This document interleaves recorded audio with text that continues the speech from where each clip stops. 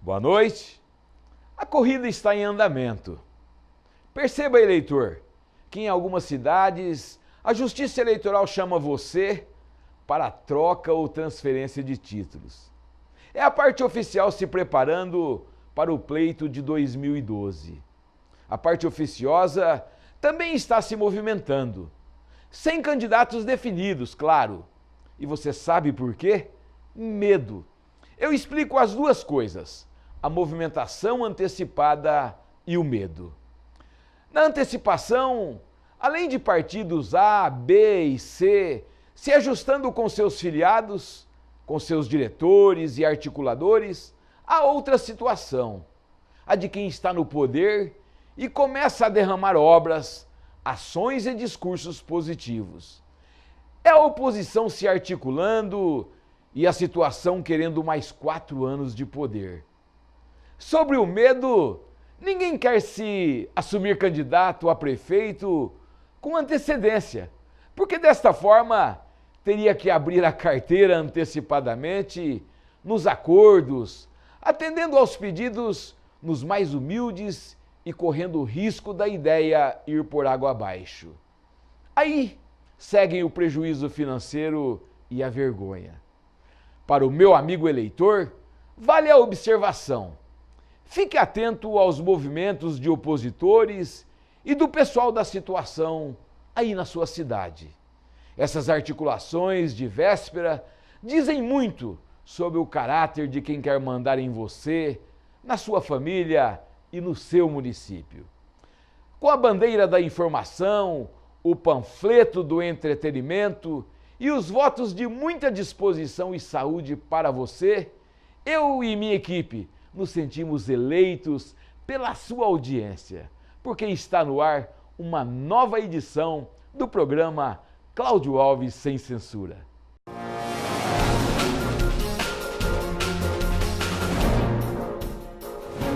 O programa de hoje foi gravado em Cuiabá, onde tivemos o prazer de receber um convidado da cidade de Tangará da Serra, o engenheiro agrônomo e consultor ambiental Dr. Décio Eloy Siebert. Ele veio para falar sobre um assunto que está atrelado ao nosso desenvolvimento. Mato Grosso cresce economicamente, mas será que a questão ambiental está no mesmo ritmo? Esta e outras dúvidas norteiam a nossa conversa de hoje. Décio, seja bem-vindo ao programa. Já quero de início agradecer o seu deslocamento da cidade de Tangará da Serra até Cuiabá para que pudéssemos gravar esta importante entrevista de hoje, bater esse papo sobre um tema que hoje norteia as discussões ambientais a nível de mundo. Seja bem-vindo ao nosso programa. Obrigado, é um prazer poder estar participando do seu programa e discutir um assunto que a gente está tão intimamente ligado a ele e que é de tão grande importância, que é a questão dos recursos hídricos no estado do Mato Grosso. É um prazer estar aqui. Décio, nosso programa tem uma missão realmente cultural. Às vezes é um tema que nós, o senhor como engenheiro, nós aqui como advogado, a minha equipe sabe. Mas o cidadão de Mato Grosso, muitos deles perguntam, o que é na realidade, o que são na realidade os recursos hídricos? Bom, os recursos hídricos podem ser definidos como a água quando utilizada como um bem econômico. Então, toda vez que nós utilizarmos a água com um fim econômico, ela é chamada de recursos hídricos. Isso não necessariamente quer dizer que toda água é um recurso hídrico. Mas quando ela é utilizada, por exemplo, para irrigação, para geração de energia elétrica, para diluição de efluentes, para captação para indústrias, enfim, para dessedentação de animais, ou seja, para abastecimento público, ela torna-se um recurso hídrico. Agora, se ela estiver numa forma em que não possa ser utilizado, por exemplo, em calotas polares ou geleiras, nessa situação ela não seria um recurso hídrico. Então, em suma, recurso hídrico é a água quando utilizada como um bem econômico. Dá para ser colocado assim didaticamente qual a importância dos recursos hídricos a nível de mundo, a nível de Brasil, a nível de Mato Grosso? Eu creio que a água, inclusive isso já foi até motivo de campanhas, até campanha de fraternidade, falando que a água é vida. E eu creio que por esse simples fato, eles são de extrema importância para todas as formas de vida, e se o país quiser aumentar a sua produção, quiser crescer, quiser desenvolver qualquer atividade, os recursos hídricos são fundamentais. E o que nós vemos que essa situação hoje, a nível de Mato Grosso, ela ainda é relativamente confortável. Diríamos assim, até em nível de Brasil, poderíamos dizer que é uma situação relativamente confortável em relação à disponibilidade dos recursos hídricos. No entanto, não significa que o Brasil também não tenha regiões em que não tenha problemas de água.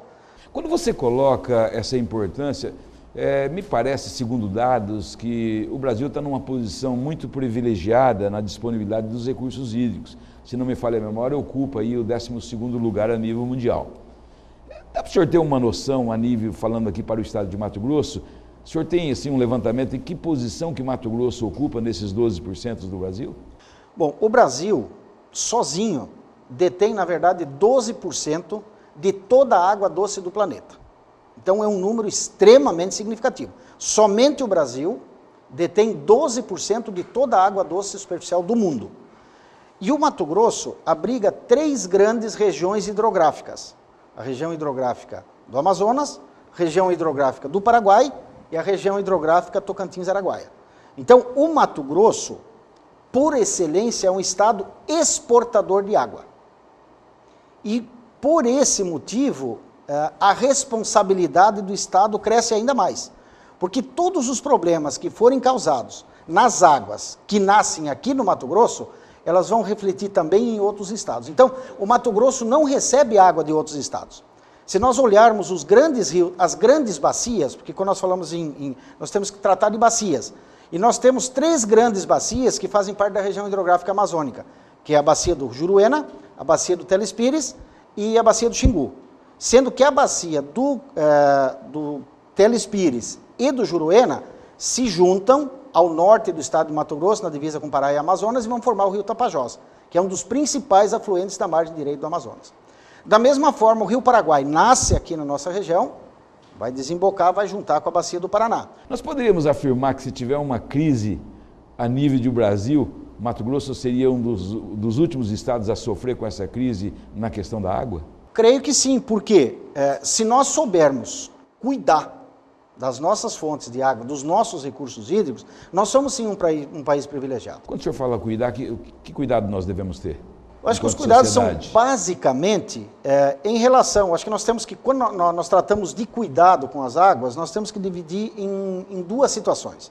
Nós temos que dividir a área rural e a área urbana.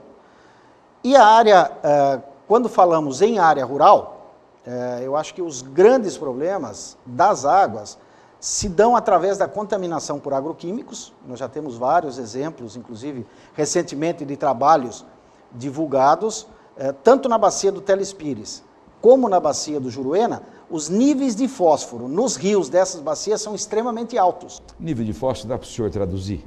Fósforo é um elemento químico que, inclusive, é utilizado na adubação de lavouras, que basicamente as adubações químicas são de nitrogênio, fósforo e potássio, e tem sido encontrados em várias análises de água nessas bacias altos níveis de fósforo. O que isso pode causar? Além do problema da contaminação por si só, ela pode causar um processo de uma grande proliferação de algas, que é o que se chama de processo de eutrofização das águas.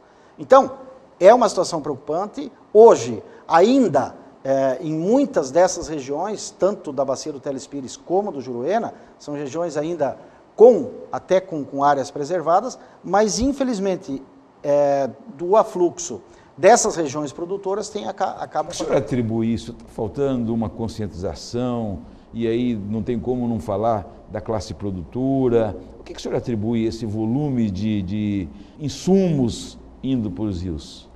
Eu vejo assim, que quando nós falamos de produtores, eu acho que nós temos que separar também em 2 grupos.